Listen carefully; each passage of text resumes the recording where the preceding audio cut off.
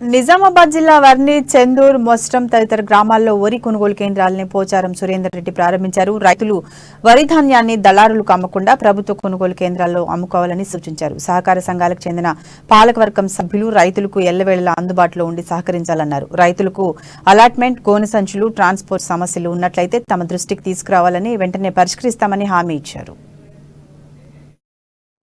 రాష్ట్ర వ్యాప్తంగా మొదలైన ఈరోజు గ్రామాన్న సొసైటీస్ పరిధిలో ప్రతి ఊర్లో ఈరోజు వరిధాన్య కొనుగోలు కేంద్రాలు మనం ప్రారంభించుకుంటున్నాం. ప్రతినిత్యం కేసీఆర్ గారు కానీ అదేవిధంగా పోచారం శ్రీనివాసరెడ్డి గారు కానీ రైతులకు ఏం చేయాలా, రైతులకు ఏ విధంగా ఎప్పుడు నీళ్ళు అందించాలా, ఎప్పుడు సొసైటీలలో యూరియా బస్తాలు కానీ ఏదైతే యూరియా బస్తాలతో పాటు ఎరువులు కానీ దాంతో పాటు ఎప్పుడు కొనుగోలు కేంద్రాలు ఏర్పాటు చేయాలా అని చెప్పేసి గౌరవ స్పీకర్ గారికి ఐడియా ఉంది. కాబట్టి కొంతమంది నాయకులు మనం పట్టించుకోవద్దు, కానీ రైతులకు మనం ఎక్స్ప్లెయిన్ చేయాలి.